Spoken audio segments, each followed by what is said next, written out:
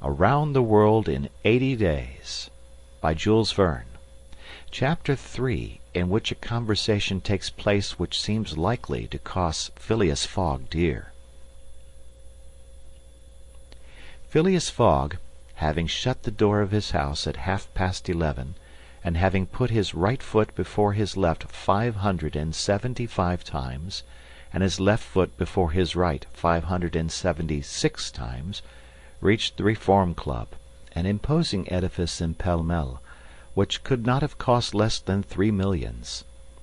He repaired at once to the dining-room, the 9 windows of which opened upon a tasteful garden, where the trees were already gilded with an autumn colouring, and took his place at the habitual table, the cover of which had already been laid for him.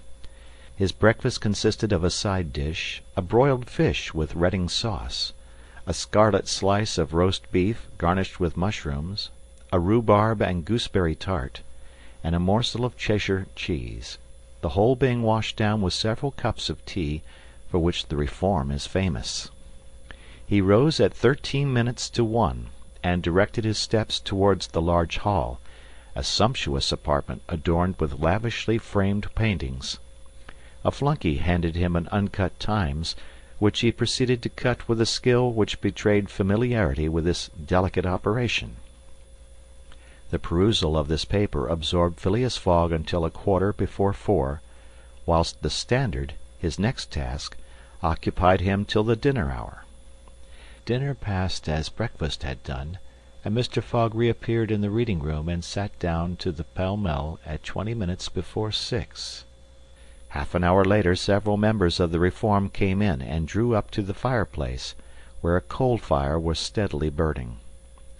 They were Mr. Fogg's usual partners at whist: Andrew Stewart, an engineer; John Sullivan and Samuel Fallentin, bankers; Thomas Flanagan, a brewer; and Gauthier Ralph, one of the directors of the Bank of England, all rich and highly respectable personages, even in a club which comprises the princes of English trade and finance. "Well, Ralph," said Thomas Flanagan, "what about that robbery?" "Oh," replied Stewart, "the bank will lose the money." "On the contrary," broke in Ralph, "I hope we may put our hands on the robber. Skilful detectives have been sent to all the principal ports of America and the Continent, and he'll be a clever fellow if he slips through their fingers." "But have you got the robber's description?"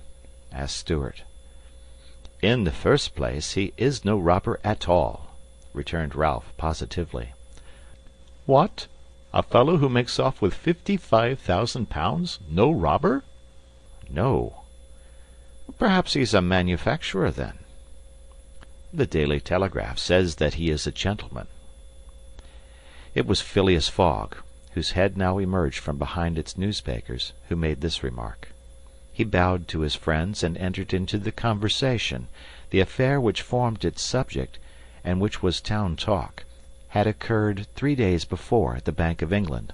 A package of banknotes, to the value of £55,000, had been taken from the principal cashier's table, that functionary being at the moment engaged in registering the receipt of 3 shillings and sixpence,